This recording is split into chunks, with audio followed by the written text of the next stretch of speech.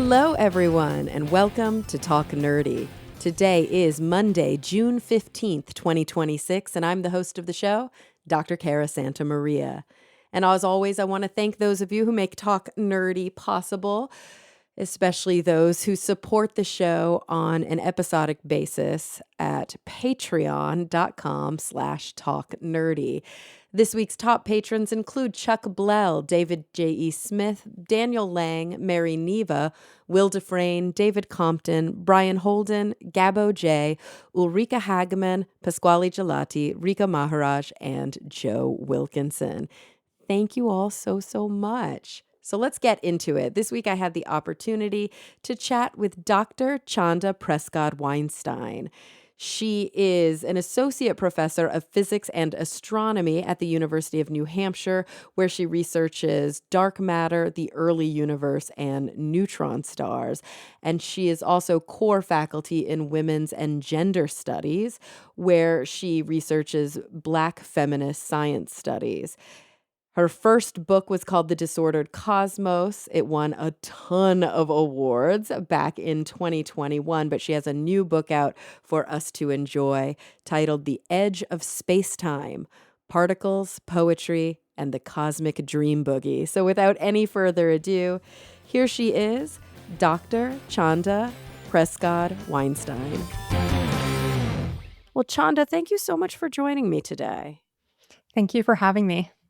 So I'm excited to talk about your new book, The Edge of Space-Time: Particles, Poetry, and the Cosmic Dream Boogie. And of course, just a title like that, evokes so many questions. But this is your second book. You first published Disordered Cosmos in 2021 and won like a gajillion awards for it. So massive congrats there. What made you want to get back at it? Because writing a book is no small undertaking, especially if you are actively working in your field. I actually really like writing and I like writing books. So it wasn't something that I had to be talked into. I think that um, writing is a really good way to even just do a check on the science and your relationship and understanding of the science. And so part of what I did with The Edge of Space-Time was pick out things that I wanted to develop a better relationship with and then put those into the book. Because if you can explain it to a general audience, then you probably understand it pretty well and Mhm. have figured out why it's interesting and should be interesting to other people. So that was, just in terms of writing as a general thing, I think it's a great way to figure out what you think and why it's important to you. And I really actually enjoy the solitary element of it because research and science is such a communal activity, and it's nice to have one thing where I'm just accountable to myself. I agree wholeheartedly that you literally don't really know something until you can teach it, until you can communicate it Yes, to another exactly. person. Um, and I also agree wholeheartedly because I love solitary work, but I really do not enjoy writing. It is such a slog for me. It's so hard for me to, sit down to force myself to do it. I always say on the show, I love to have written, but the whole writing part, the actual doing in between is really, really difficult. I wonder, do you think there's like a personality thing that some people like to just sit down and get what's in their head out on the paper and other people just, I don't know, struggle with that process? I think there can be a lot of reasons people are motivated to write or, figure out what their mode of communication is, like podcasting, for example, right? Or radio and that kind of thing. Mhm. In my case, I actually really like the problem-solving element of the writing process, like figuring out how to make the sentence work and how to make the paragraph work. I like that part of it, and so, it's not just about getting my ideas out on the page, but also figuring out how to explain something. And I actually felt like with The Edge of Space-Time in a lot of ways, I felt like I faded into the background a lot more in this book than I did Mm. in The Disordered Cosmos, because a lot of my task here was to explain science that is known by other physicists and not necessarily to advocate for a point of view. There are places where my point of view does come through, like my thoughts about quantum gravity and the cosmic acceleration problem. I definitely have some strong opinions about that. But really a lot of it was just like trying to figure out my own way of sharing ideas that actually people could potentially find in other books but might not experience in the same way when Right. offered by another writer. And I love that, just that ownership and that insight into the importance of the actual voice itself. I think that we've long in the sciences I guess, just pretended like the delivery or even the human beings actively doing the science and then, of course, writing up the science.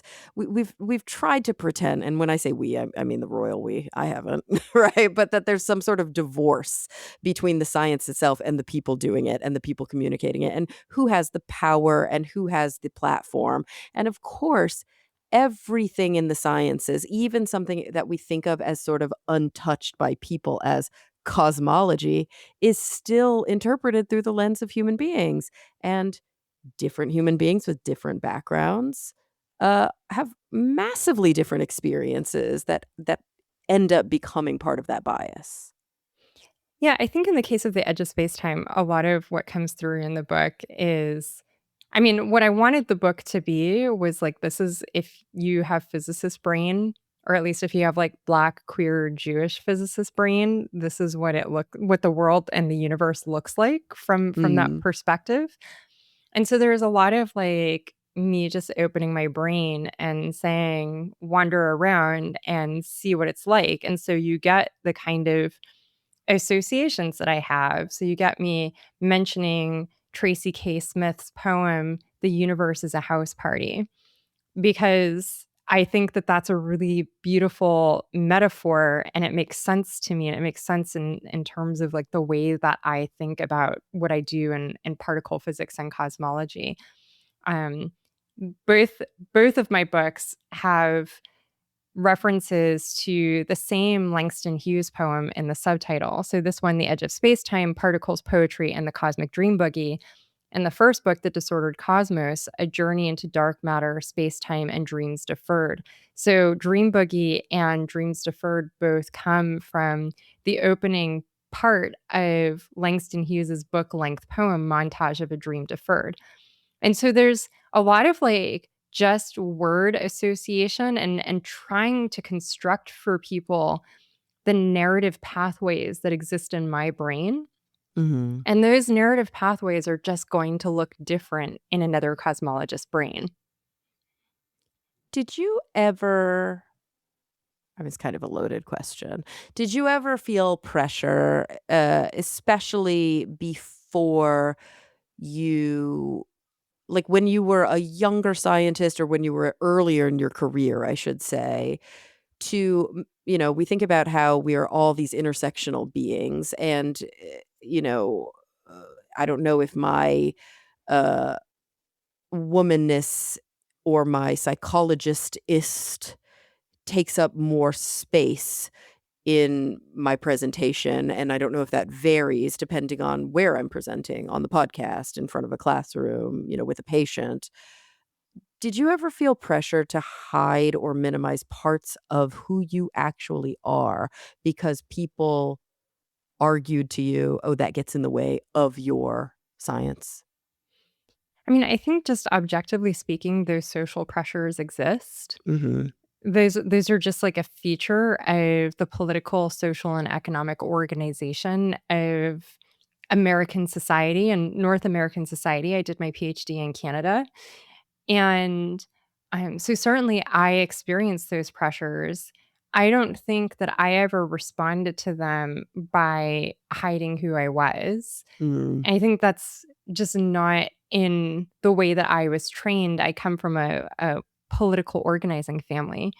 And so I was trained to be very firm in my convictions and in my values. And I think that that has served me very well as a physicist. Um, and I was trained to be curious about like what is genuinely right in a situation. And I think that that has also served me as a physicist because I think that part of the work that we do in physics is trying to figure out what makes sense with the data in mind. And really, you do that work well when you're not committed to a certain point of view that you won't let go of, regardless of what the data says to you.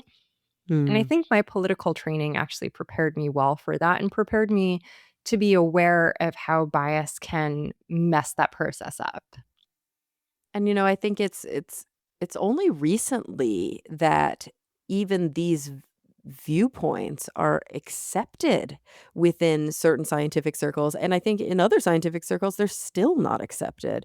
In 2026, I still find myself arguing with individuals about the subjectivity and about the sort of value components and even just the political layer to science.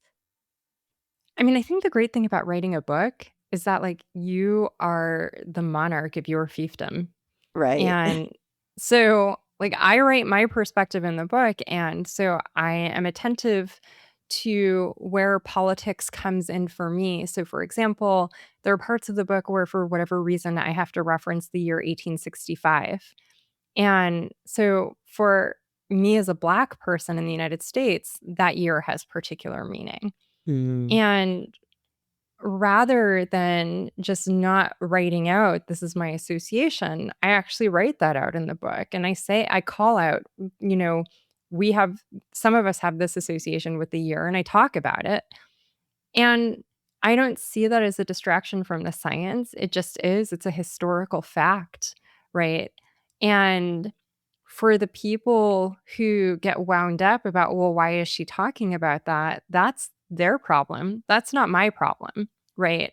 And I Yeah. think that and the other thing is that those people the people who see it as a problem can complain as much as they want, but it is also the case that when we look at who picks up my books, we see people who don't usually pick up science books. We Mm. see people who usually feel like physics isn't for them getting enthusiastic about physics and astronomy.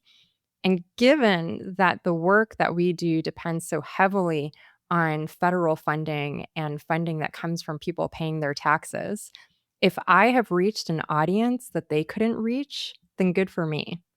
Because I've done the work of making sure that all of us, including those guys who sometimes might complain about my approach to things, all of us can do our work because we are supported by the general public. So I think there's also a piece of that um, our audience, the audience that we should be trying to bring into science isn't just the people who have traditionally been imagined as like scientists or science audiences.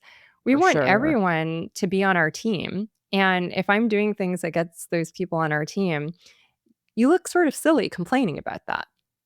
Absolutely. And I mean, I think it even kind of goes farther. You mentioned, when you describe or you even just verbalize the year 1865, when this, it's scientifically relevant for some reason, but then you don't just talk about that in a vacuum. Yes, slavery was abolished and then the Civil War ended, and also, Lincoln was assassinated, and also this other, thing occurred. Those things aren't always as separate, I think, as we imagine they are, right? So, maybe something is happening way over here, or maybe something is happening way over there, but everything is contextualized because the people experiencing the world at that time are experiencing the weight of all of these historical events. Absolutely. I think that part of part of teaching things to people, and I think that that's often what we're trying to do in science communication and science writing is teach and educate.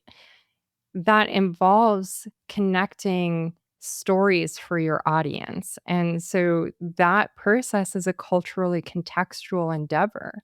Mm. And being aware of your target audience's cultural context can be a strength that can advance the goal of sharing an idea with people. Absolutely. So, I'm curious because your academic path is really interesting to me. I mean, you have joint appointments in areas of academia that, again, historically seems very, very disparate. You work both in physics and cosmology, but also in women's and gender studies. Did you have a sort of dual training to get you to that place, or did your training sort of head in one direction and then another direction? How did you carve a path that maybe, was atypical for a traditional academic, um, um, I guess, linearity?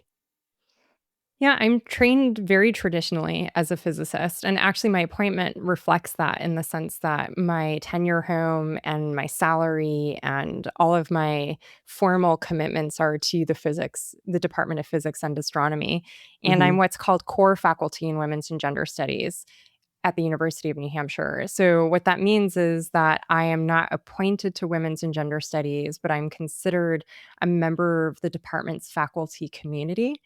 And women's and gender studies at UNH is really great about this because basically it means that I have all of the privileges and none of the responsibilities.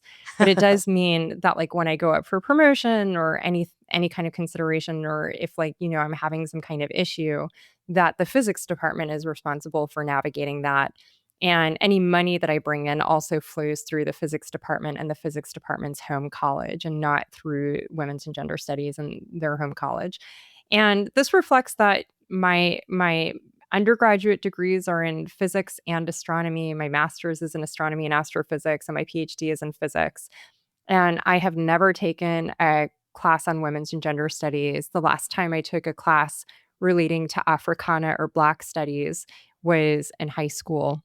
Mm. So I'm very much, when it comes to my work on the social studies of science and Black feminist science, technology, and society studies, I am very much self-trained, which I think when you have done the work of learning how to be a researcher is part of the world that opens up to you, which is that you can train yourself in other disciplines and you have a sense of what it means to take up a discipline and be a beginner and move from beginner to competency.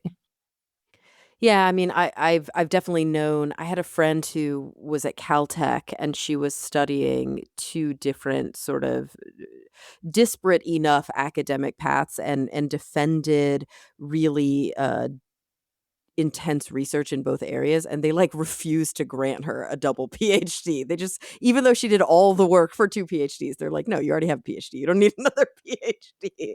Like, you know what you're doing now, and you just do it. Go forth and be, you have carte blanche Although now." that's if she really completed the coursework and wrote 2 dissertations, that's You would kinda think. whack. I I mean, agree. I totally I agree. mean, like, my postdoc advisor at MIT, David Kaiser, actually does have 2 PhDs. He has one in theoretical physics and one in history of science, and he wrote 2 dissertations. And he actually does have dual appointment, where he is appointed as a professor in the program in science, technology, and society and the Department of Physics at MIT. So that is something Hmm, that people do. I have and another he is friend. man. Yeah, I'm Yeah, curious my what friend the difference Alejo is there. Stark, who's on the faculty, I think in the Romance Languages department at University of Utah, did a PhD in astrophysics first and then did a second PhD on, Latin American studies and philosophy of science in Latin America, and has definitely drawn from both areas, but definitely did 2 dissertations and got 2 Mhm. degrees on the other end.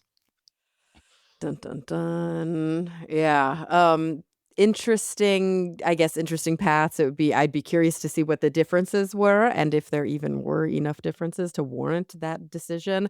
Um, but the point still stands, as you mentioned, that part of the reason they were able to do that secondary PhD is that they had that sort of, not just the neuropsychological humility, but that balance of, when you're trained in an academic setting and you learn scholarship and you learn how to read, articles, you learn how to do your scholarship.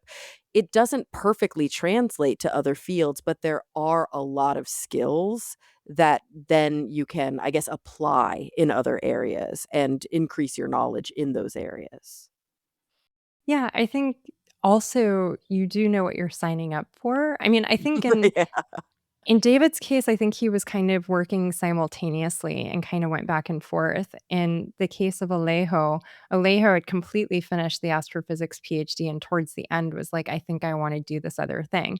But it is helpful to know what you're signing up for and knowing like what is going to be involved in that process, right? Absolutely. So I'm curious, and I mean, I know that this isn't probably a unique question to ask. I've had other individuals on the podcast that are cosmologists, that are theoretical astrophysicists, and I'm just always curious. It's such a broad field. How does one even remotely begin to kind of single out the areas where you want to put your effort and your energy?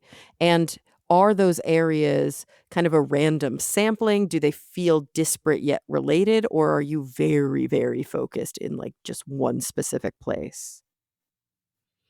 I mean, I think it's a very structured process by forces that have nothing to do with you in the sense that you can only write a PhD on a topic that someone will supervise you on, Mhm. right? Mhm. So, first you have to be in a place where there's a cosmologist, and then you're just gonna be working on whatever that person is working on. It's pretty unusual for someone to work on something that's separate from their advisor because the physical sciences are so collaborative. It's really a master apprentice structure. Mhm. So you join a research program that already exists, or you develop a research program, but it is in tandem with your advisor.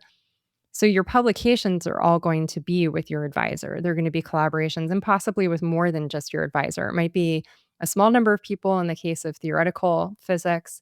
If you're working on observation or experiment, then probably a large number of people. So this is why I say science is so collaborative because you're rarely working on your own or independently.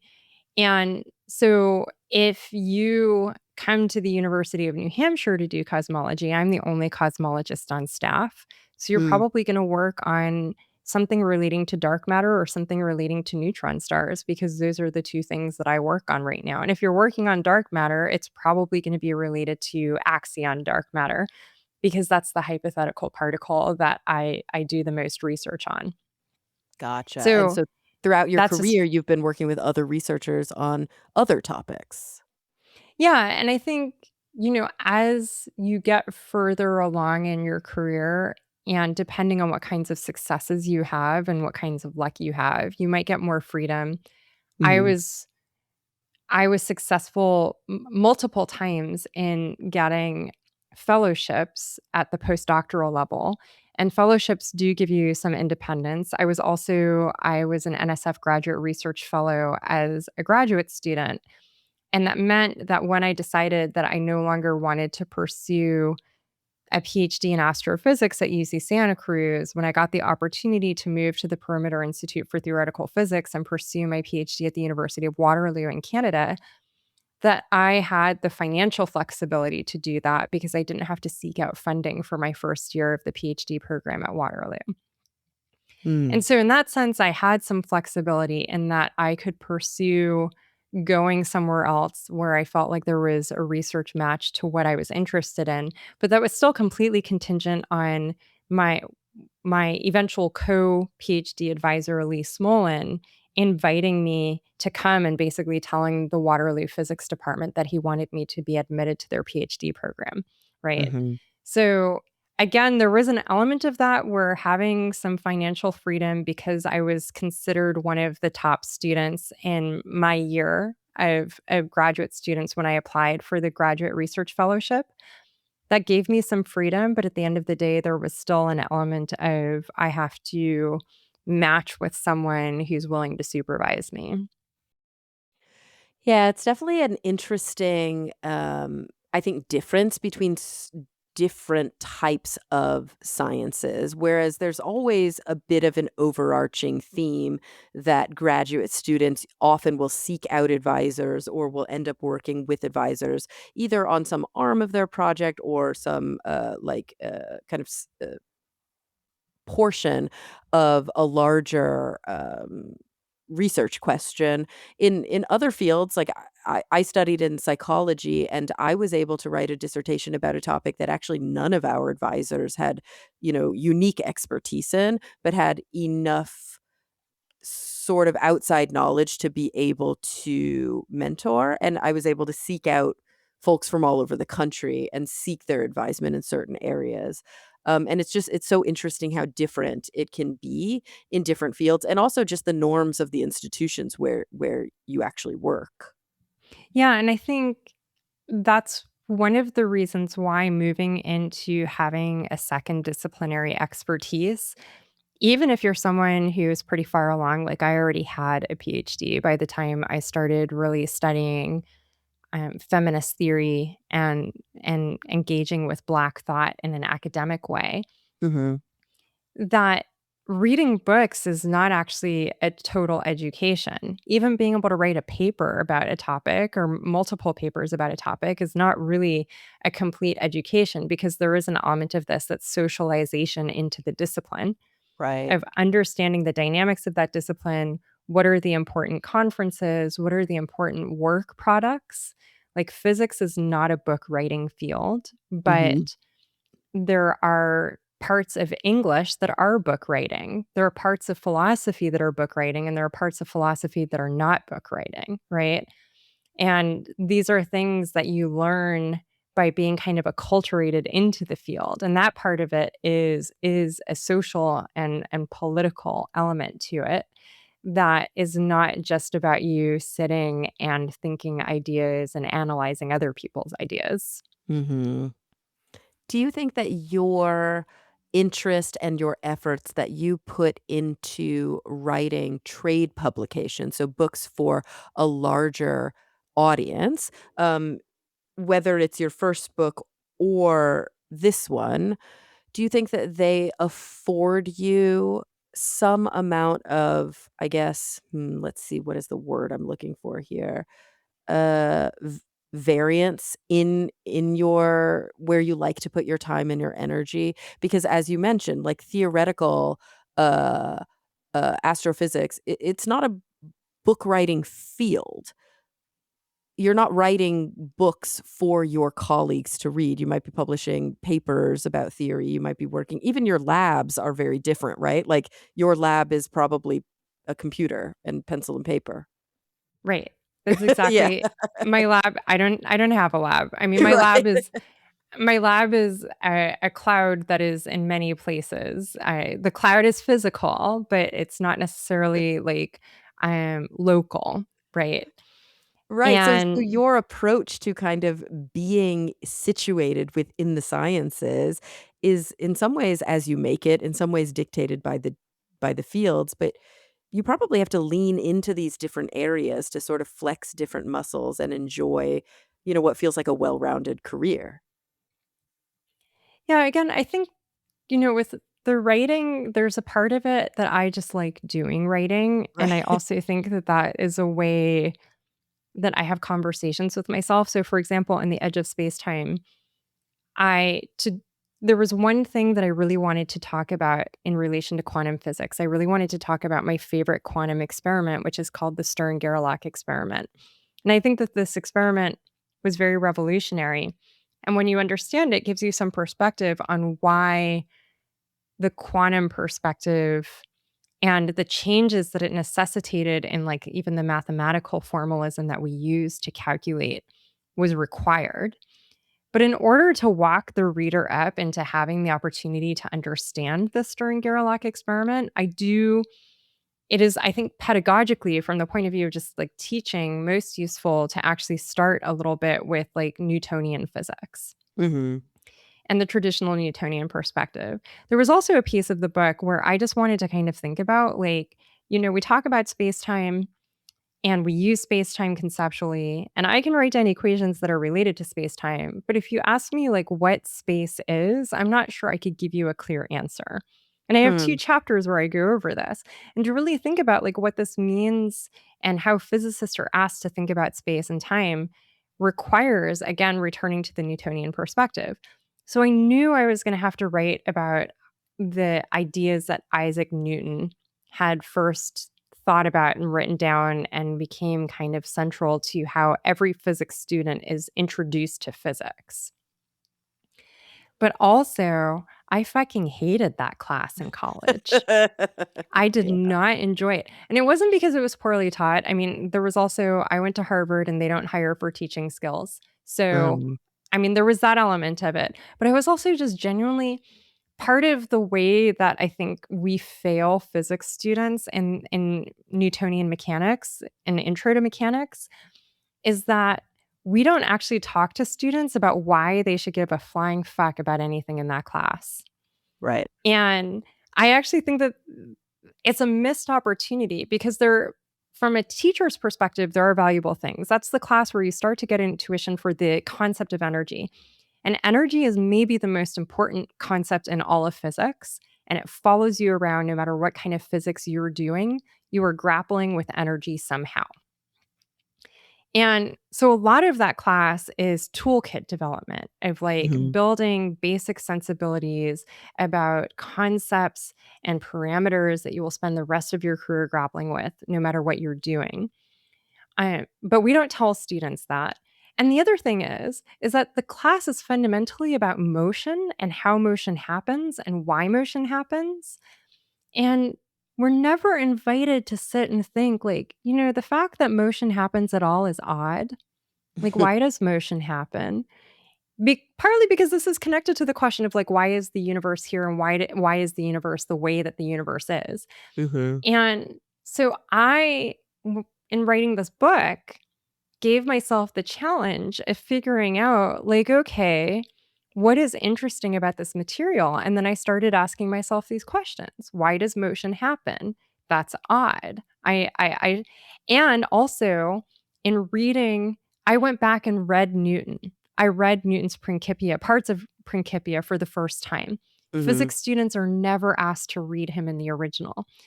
And I went back and I was like, okay, so he said that space was absolute and time was absolute. What made him like, what reasoning did he give for that? And then you pick up the book and he's like, no, no, I'm just making the statement and now I'm going to proceed as if it's true. And you're like, well, that was confident. Right. Like, that was very confident. And in the process of doing research about like kind of situating that in historical context, I also learned that a millennium before Newton, Zhao Kingdom philosophers had written down ideas that were similar to some of his. And Ooh. they had actually spent a lot more time trying to rationalize and explain it. And I ended up reading those Zhao Kingdom philosophers in like three different translations. And so then suddenly the subject opened up for me in a completely different way, and it was extremely rich. And I think now I experience these Newtonian elements of everyday life very differently because I did that work on the book. And I think it Yeah. changed me as a physicist. Oh, I love that. I think I mentioned this on the show several weeks ago, but I can't remember at this point what sort of brought it up. But a lot of so I was trained in psychology, which in a lot of ways is approached very differently, right? Like I think there's often with mathematics and with certain fields in physics, and even in chemistry, you see it a little more than you do in biology. There's a bit of like a bottom up approach. Like you need these building block tools in order to understand these higher level concepts. But as you mentioned before, not enough kind of time is spent going top down, which we do a lot in, let's say, biomedical sciences or psychology. Like, here's a curious, interesting thing about behavior. Let's figure out how we know what we know about it. Um, and so you can see some, differences in how the media approaches writing about these things. Even if you look at my podcast, what are the things I'm choosing to talk about and how much time am I spending on different aspects of them? But one experience that I had as a psychology student, everybody takes a course called History and Systems, and you learn a lot about the different fields of psychology, and they are situated in the zeitgeist. But not until I was a graduate student, and I'm talking PhD, like even beyond master's student, did I take a History and Systems course where we looked at original sources, where we actually read these writers' own words and not just somebody else's critical analysis of their writing. And it completely changed my relationship to many of the ideas that I had previously learned in my own field, because I was able to do that like hermeneutic work that you just can't do if you're not reading the words of the person that you think you know about. You're just reading their Cliff's Notes all the time. I definitely think, like, one reason that this unfolds the way that it does in physics Mhm. is because physics is so aware of its own universality, and Mm, what I mean by that is that, like, in certain regimes where things are very slow moving compared to the speed of light, where they're not very high energy compared to, like, what we would call relativistic energies, where they're big compared to an atom, Newton's laws are basically correct right. and govern how things move Yeah, you can even use on. the word law to describe them. Right, and so this is one of the reasons that law feels like a comfortable word for it, right? Because there Mhm. is a domain where it is fundamentally, essentially correct, and you don't need to make any adjustments or corrections to it. And that's true regardless of what kind of observer you are, like, whether you're a monkey or an ape or a cockroach, like Mhm. the rules are all gonna be the same. And so there is kind of this sense that you can and should detach the idea from maybe the person who is first associated with the creation of the idea. Mhm. Now, I will say I think that there is that mentality, and that mentality kind of coexists also with we will name every single thing after dude, That's so right? true. It's like on the one hand, this is universal. They just discovered it. It's not that important. It will always be, and there's no such thing as phenomenology when we're talking about this. And then on the other hand, yeah, Joe Schmo gets to be the thing we associate with it for the rest of time and history. Even if Joe Schmo's wife was the one who discovered it. Or like Joe Schmo was an asshole like Yeah, Newton, right? exactly. Yeah. And so I think you there's kind of a weird detachment that happens. And on the one hand, I understand, and some of this is like I'm socialized to understand Mhm. intuitively why that happens, because like how Newton said it actually isn't important to my ability to calculate. And in fact, learning about it from how Newton said it might be the worst way for me to learn how to calculate. It is often the case that the first time an idea is written down in physics is actually the worst way it is written down, because people are just feeling around at the edge of what is known and trying to figure it out. And then once people have had time and maybe even generations to sit with that idea, they start innovating new and improved ways to communicate the idea without kind of the like, poking a stick around and seeing what it hits, right? Um, but And there yet is there's, like, also. an evolutionary component to that, right? Because as a baby physicist who's learning and whose eyes are opening to all of this fascinating stuff, you're also stumbling around trying to figure it out, and it's cool to see that other people did that. They stumbled around and then they figured this one thing out and, "Oh, now that makes sense. We didn't Well, know it right, and before," so and then they knew it.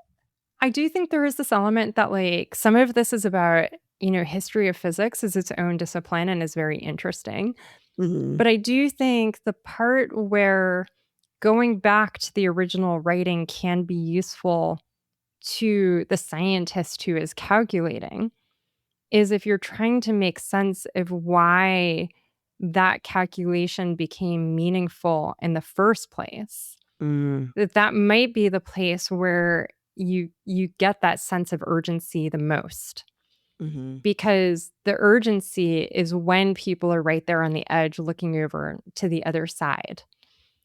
Once it's become very integrated and normalized into the culture, then you don't have that same sense of why were people trying so hard to figure this thing out.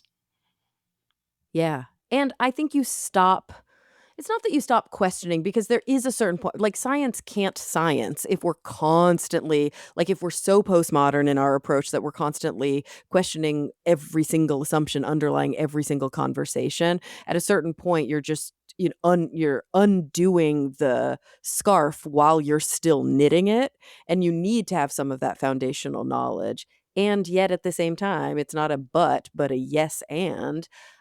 We have to look back periodically and question certain assumptions and certain foundational ideas because that's usually how paradigm shifts happen in every field is we start to kind of just rest on the idea that well we know that this is just how we should be doing it because it works and it's right and we all kind of agree on that so now let's work on this other aspect and then every so often people come along and they go but what if this component of it actually isn't right what if there's a slightly better way to do this thing and it can blow things wide open? Yeah, absolutely. I definitely think that it would be valuable to situate physics and context more for students. I also see how hard that is from a developing curriculum perspective, especially Mhm. in this moment where people have such a transactional attitude toward knowing things Mhm. and towards higher education. And when I say people, I don't necessarily just mean students and their families. I actually think that students and their families having a transactional attitude towards higher education in particular is a consequence of, for example, state legislatures and business minded regents and trustees for public universities having the mindset that universities should be run like businesses and should be handled Mhm. like businesses, and that higher education is a business. And when it gets treated like that by the people who have the reins of control over the institution, that becomes part of the institutional culture. And necessarily, then that gets received by students and their families, particularly when they get the tuition bill. Right. And the state legislature has stopped subsidizing tuition for resident students. And now their families, that burden is being individualized on families instead of being taken on as a social responsibility that taxpayers collectively shoulder because we understand that all of society is better off when we have people in society who have gone through this educational process of going to college and going to university. And so I do think it then becomes much harder to sell people on the idea that they should learn things besides, the quick and dirty of how do you calculate with this so that you can do a job that requires you to calculate. Right. And the other piece of that is that then you don't necessarily produce students who are gonna ask management questions about what they're being asked to calculate and whether they should be calculating that thing. It's very disempowering for pretty much everybody involved except for people who have, disproportionately collected power to themselves. Absolutely. Yeah. And there's no guarantee that those people are doing the critical work either. They actually probably aren't. But No, we've I got this dude, what's his name, Mhm. who, like, has been bragging about how he doesn't do introspection, and it was like, "What the Oh fuck is wrong yeah. with you, man?" Oh yeah, I Like, know that's it's embarrassing, insane. like, It is. can we And bring back shame? Like, you should feel shameful about that, and that should be, like, your shameful secret that you make your therapist sign, like, 20 NDAs before you tell them that. I 100% agree, and I mean, I was even gonna flag uh, during what you were talking about that no longer is there sort of a blanket assumption that it would be better for the voting populace if everybody had an education. Like, there are people actively arguing against the what I think you and I probably agree on, that the more access to information, to knowledge, to both process and content that people have, the better they are at making decisions, the more empowered they are to exist within a system. But we literally have people in very high positions of power who think that is more education is not necessarily better, or not everybody should have access to education. And that's so scary. Yeah, I agree. I mean, I think, like, if we just think back to even the Ronald Reagan, "Let's make America great again," right? Like, I Mhm. mean, I feel like it's not said enough that, like, Donald Trump is so deeply unoriginal that he just cribbed Ronald Reagan's slogan. Yeah. I don't feel like enough people know that, or it doesn't get talked about enough, in my opinion, Or maybe they that just don't care. it's just like and but, Ronald Reagan, I'm from California, I'm from Los Angeles, and so, like, I'm very aware that, like, Ronald Reagan cut his teeth on taking California's incredible, wildly accessible higher education system and beginning the gutting of accessible, for anybody who wanted it, public higher Mhm. education with the community Mhm. college system, the Cal State system, and the UC system, going from being something that, like, anybody could afford to pay for to, like, every year there were these obnoxious tuition increases. And that really and you can actually look at the charting of, like, the inversion of the spending on higher education going down and the spending on things relating to mass incarceration, to the prison industrial complex, like, going up at the same time. And so you're just, like, watching this funneling go from, like, the social good to the system that damages families and multi-generationally. Mhm. And then he takes that platform to the national stage, and I really feel very strongly that you see kind of the beginning of where we are now with that. And I think, like, coming back to, like, the idea of making America great again, that he was like, "Oh, no, we're at this point where we have all of these people getting an education and feeling very freed by it, and we need to roll back America to a time when that was not happening."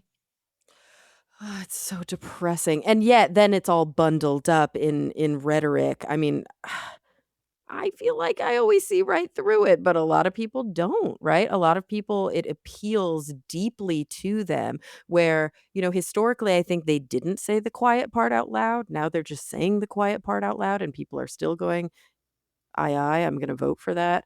Um, and it's terrifying to see that it's not just a handful of elites now with, intentionality behind their policy, positioning, whether we're talking about the moral majority or, yes, like, sort of these, like, Reagan-esque economic approaches. Um, but now there are just everyday people also using the same rallying cries. It used to be they would just get the voters on third rail issues. And now we're seeing that the voters themselves are like, "That education is gonna corrupt you and make you liberal." And I'm like, "Oh my god."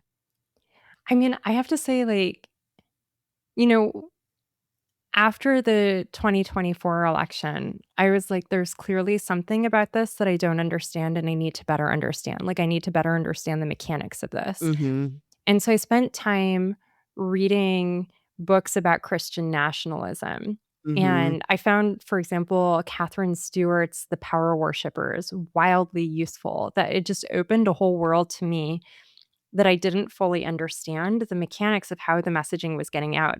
I also found Sarah Wynne Williams's book, Careless People, about Facebook incredibly illuminating because it made so clear to me how effective, like, Facebook gave the Trump campaign in 2016 a staffer whose entire job was to help them optimize their individual messaging to individual voters. Right. And researchers couldn't see what individual messages individual voters were getting in their targeted advertising. So there's no way for us to know, like, how many people got told what lie, for Mhm. example, about what Trump's platform actually was. So we're in this very fractured information environment where I will say that people who have these perspectives about limiting access to education, et cetera, have been much more savvy than their opponents have been Mhm. about using new technologies and navigating them and using them to manipulate people, and propagandize people. And I think that that part is not well understood. And I do think that it was useful for me to start understanding, like, the mechanics of how that process works. Now, look, it's very easy to say, and I think correct to say, that there's just a lot of racism that's running the show, Sure, and sure, and misogyny, sexism. Yeah, yeah. and homophobia. Mhm. And I think that the but I think if we look at, for example, the way that transphobia has become such a successful wedge, we see something similar, which I hadn't realized that in the 1970s, really very few people on the right cared about abortion that much. There was a segment that did, but right-wing Christian nationalists figured out that they could turn it into a wedge issue and use it to recruit. And so they decided, we're going to really care about abortion now, and we're going to make it our signature issue. Mhm. And I think that transphobia is something very similar. They realized it could be used as a wedge issue, and so they, propped it up probably much more than anybody actually organically cared about it, that was an Oh, for issue that sure. Yeah, did not yeah. rise up organically, right? And so I think, like, I look at a situation like that and I say, well, yes, the thing they're working with is people do have some transphobia, people do have some racism, but there is also this piece of how much can you inflate that for political gain by using this targeted advertising that is dishonest, right? Mhm. By using the fact that media is not properly regulated in all of these ways. And then a lot of that comes back to becomes a feedback loop of if you don't have media literacy, it becomes much easier to institute and sustain those systems. And so I do think we need to take a holistic look at these things. And this is also why I think those of us who do science communication, like the kind that I do in the edge of space time, we have a particularly important role to play in the ecosystem because the old ways of contacting and meeting people are not effective for us. And we have to get out and talk to people by any means necessary. Yeah, it was I was just kind of excited to bring that back around, that thread back around, that ultimately one of the downstream effects of this fracturing and of this, I don't wanna call it an inevitability, but this, this outcome that can occur when one, group of people is kind of hitting below the belt and not valuing the rules of engagement, and another group of people is subject to certain types of regulations and certain types of, like, just ethics within their field. One thing that will often happen is that academia becomes more and more insulated. So, there's this rhetoric that academia is like a breeding ground for left-wing radicalism, and so then there's a I distrust kind of of wish it's not academics. true. I know. I know. It's like, what is the reality's bent, right? Like, what is the actual bias of reality? And so then there's this rhetoric, "Don't go there, don't do this, don't fund them, don't be involved in them." And then it becomes more and more isolated, more and more ivory tower, and then all of a sudden, all of these left-wing academics are just screaming at each other, "What can we do? What can we do?" And nobody's actually hearing the message. And so you're right, like, it's a fundamentally important time now, as it has been for the last, like, 20, 30 years, but, like, really right now, obviously, things are, just, exponentially more dire for individuals within these academic settings who, yes, have amazing students who are learning from them and who are doing phenomenal things to also reach outside of those academic walls, to be writing public trade books about fundamentally interesting phenomena, not because it's some sneaky way to make them all liberal, but it's a way to inoculate people from charlatanism, from snake oil, from pseudoscience, and just from being taken advantage of. The more knowledge we have, the more access we have to self-empowerment through even self-education, the better we're gonna be at things like you mentioned, media literacy, at understanding when somebody's trying to swindle me. Like, I have to be able to protect myself in this landscape, and the best way I'm gonna be able to do it is by reading. by communicating, by learning, and learning not just about media literacy or not just the meta topic, not learning just about, science versus pseudoscience, but learning about cosmology and how we know what we know about the early universe, learning about, I don't know, cancer biology, learning about the physics of sound, like all of these things. It takes all these roads to get to that place where we're empowered by knowledge. I think like a piece of this also is that I'm I really think like our media has absolutely failed us in how colleges and college students get talked about.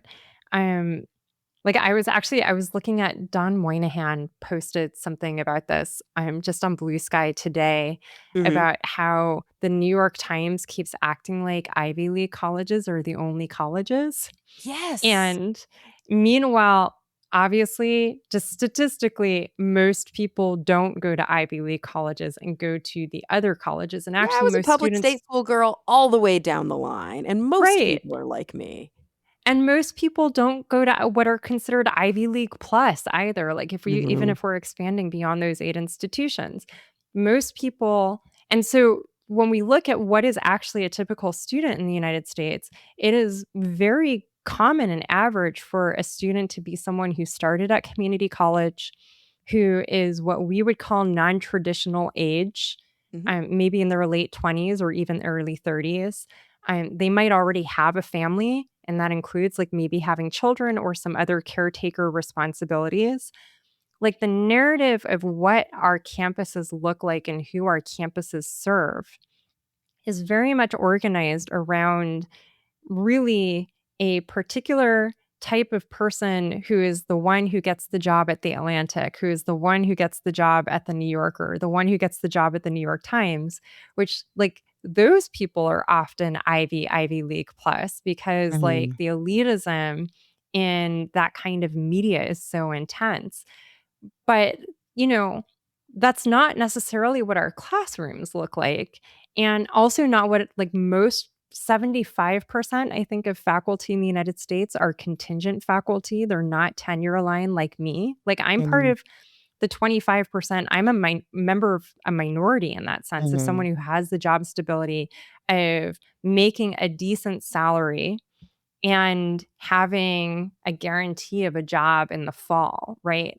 And so then when you look at kind of the actual material circumstances on campuses of like, we have food pantries because our students are starving. Right.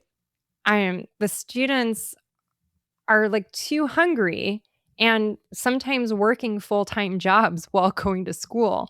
They're actually like too busy to be having the weird Marxist meltdown that like the New York Times et al. Keep claiming they're having. And I do think that um part of the work that I hope that I will do with my books and with my writing is that, that same selection effect that happens with these media, these publications that are misrepresenting what goes on college campuses. A lot of times, those same people are influencing what kinds of books get published. And so Absolutely. you get books that kind of reproduce this mythology of the ivory tower. And I hope the work that I do kind of disrupts that by saying, yeah, a physicist is sitting there thinking about rap, and I'm not a different species. like, Right. And I and I think don't think I'm a different species.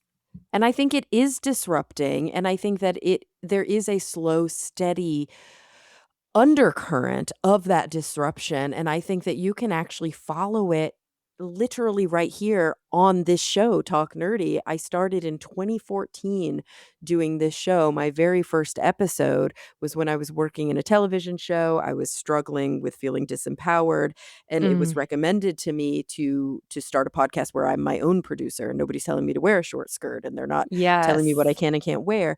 But early on, if you look at the people that I was booking on this show, it was like friends and colleagues, and let's use the snowball sampling effect where it's like, just people I have access to. Then you start to notice a lot of authors coming on the show, but those authors are like just majority white men early on because I have a science podcast. And Right. so it's like all these white men, because these are the books that are getting published and these are the books that the publishing houses are sending my way. And then there's a point halfway through the show being on air where I made a concerted effort. And it sounds simple. It's not that simple, because it's not just I will not talk to any more white men on my show. There are still white men on my show, but they're white men that work for the ACLU, or they're white men who are doing really important social justice work. But the vast majority of my guests after, I don't know when instituted this, 2019 maybe, or maybe 2020, women, gender diverse individuals, people of color, people from backgrounds that are not dominating the bookshelves. And it's a wildly different show than it was early on for that reason, because I myself fell into the science bias. It's what was there. It's who I could book. And I had to work 10 times harder to find the people who were writing the books and who had the voices, but they weren't being shown to me by the algorithms, by the publishers. I had to dig for them.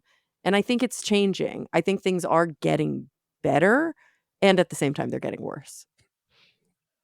I do, and the interesting thing about that is that, like, someone could take a snippet of what you just said and be like, "Ah, well, she's practicing affirmative action and she's not looking at merit."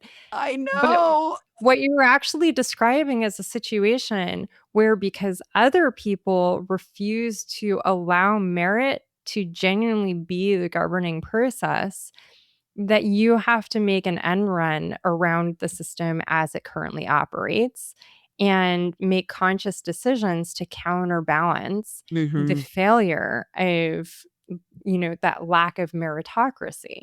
But it's hard to put that And on a protest sign. yes, Like what I you mean, just I always said. like Yeah.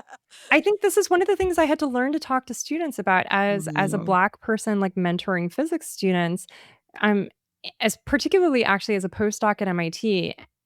Every Black student at Harvard and MIT, I felt like in my experience, I certainly had this experience at Harvard, at some point has one of their classmates say to them, "You're only here because of affirmative action." And I Mhm. bet that that continues even though affirmative action has functionally been eliminated, right? Yeah. Um, but I had to talk to students about, like, the implicit affirmative action that structural white supremacy is. That you getting shown certain books and not necessarily hearing about the disordered cosmos or not necessarily hearing about Moya McTeer's The Milky Way, an autobiography, or not necessarily hearing about Clifford Johnson's The Dialogues, Conversations about the Universe, is not because those books don't have merit, but, I mean, like, look, Clifford drew and wrote the entire graphic novel style book, and it is phenomenal. And folks on the show know that because we had Clifford on the show when that book Okay. came out. So but I find that that's, like, one that, like, I often find people are like, "How can I introduce my kid?" And I'm like, "Of Yeah. the dialogues," right? And that's an example of a book that maybe doesn't hit the algorithm in the way that it should, or a name that Mhm. doesn't hit the algorithm in the way that it should. And that has nothing to do with merit, Absolutely as you not. know, because you know Yeah. that Clifford does, like, Marvel Cinematic Universe science advising, right? Like, Yeah. but I think that those are just, like, you have to consciously make merit happen because the Mhm. system is not structured for it.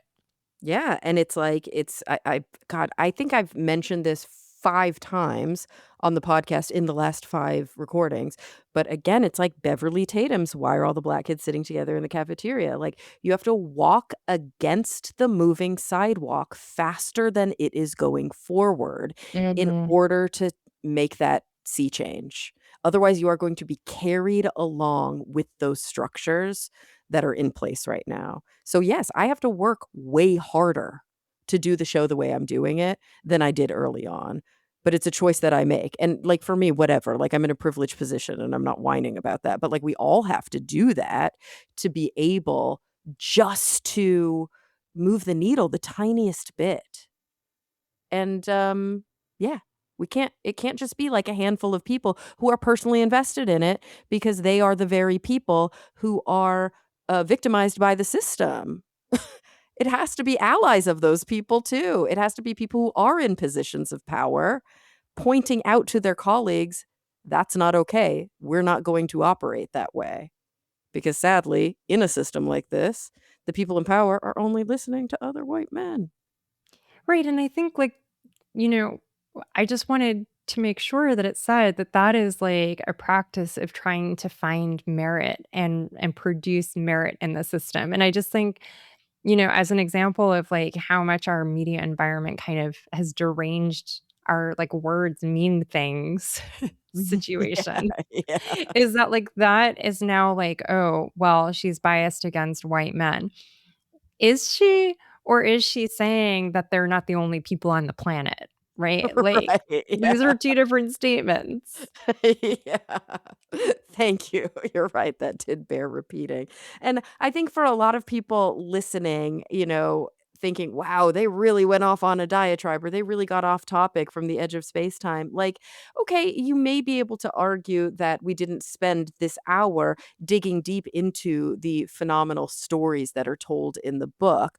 I never do that on the show, as you guys know who are listening. Like, we always talk around the topic. I like to whet the appetite for folks about a topic, but I don't wanna just, like, say everything that's in the book. But ultimately, even that assertion that we're so far off topic actually isn't true, because these things dovetail and convalesce over and over and over again, whether we're talking about in an academic setting, whether we're talking about in the halls of Congress, whether we're talking about in the media um, that we are exposed to, or on social media.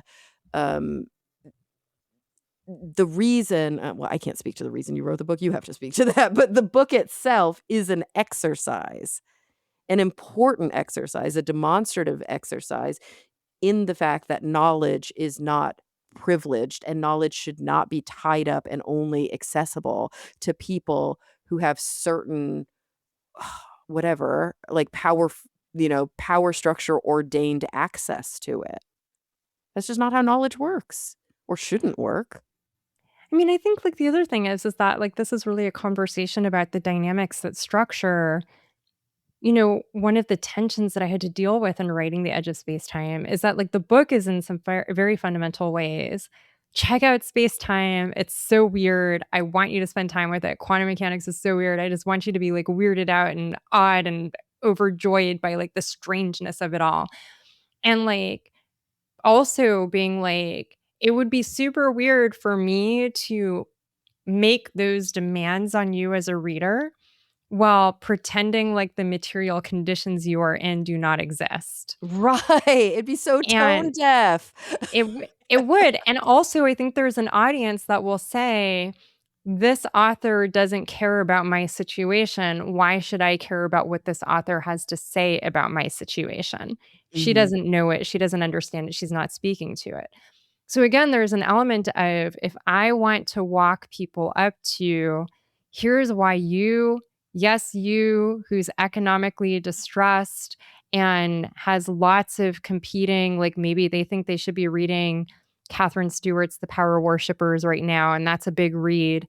Why should you spend a few hundred pages on, like, the strangeness of the Stern-Gerlach experiment and the idea of imaginary numbers and how imaginary numbers are important for calculating in quantum mechanics when, like, we're literally in the middle of a fascist meltdown?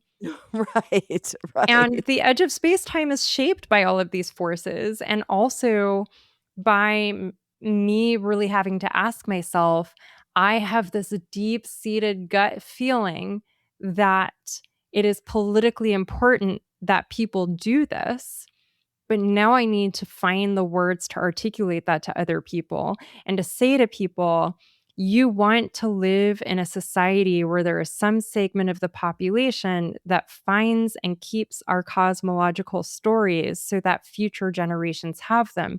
And that actually that's part of a functioning democracy. And I don't mean that in the nationalist sense, I mean that in the global sense. Like Mhm. one where the people have a say is one where we acknowledge that for millennia, this has been part of how our species narrates the universe.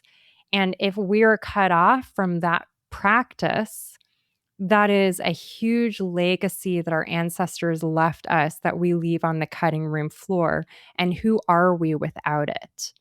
And that's Yeah. a political problem, not just a scientific problem, not just a professional problem for me as a particle physicist who wants to train people.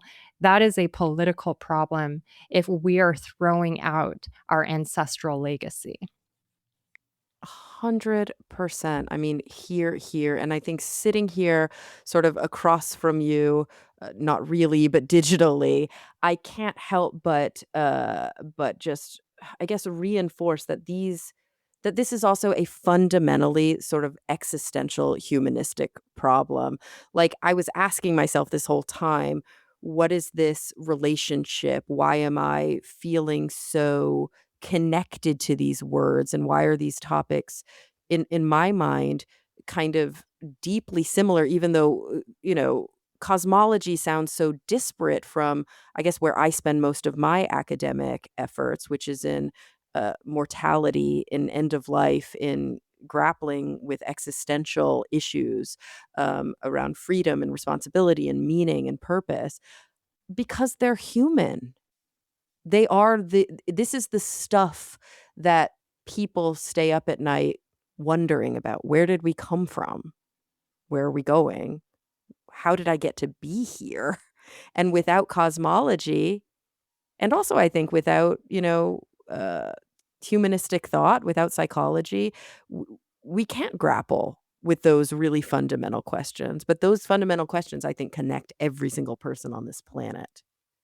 And I I oh, I go ahead. agree, Yeah. and I agree, and I also just think that, like, um, in the quiet moments when people really just kind of allow themselves to kind of sit with the ideas non-judgmentally, it Mm. turns out people are curious about something relating to quantum physics. They are Mhm. curious about something relating to astrophysics.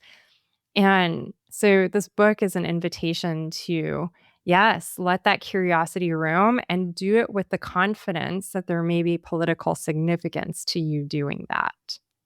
Oh, what a great way to put it. Gosh, I cannot thank you enough, and at A, for doing the work that you do, B, for sharing this time with us, and also allowing us to be so meandering. And I think so, but being able to follow that thread that I find so meaningful, hoping that the people listening are, were with us the whole time and following us through that, because these are the interviews that I love the most. They're the ones that are the most invigorating and the ones that give me the most hope against a background where it is hard to find hope and it is hard not to get cynical. So I thank you for those many different reasons for joining us today. Thank you so much for having me. I really appreciate you and your work. Everybody, I appreciate you guys for coming back week after week as well. A big thank you to Dr. Chanda Prescod-Weinstein and her new book, The Edge of Spacetime: Particles, Poetry, and the Cosmic Dream Boogie. I'm looking forward to seeing you again, as I always do, week after week, and getting together to talk nerdy.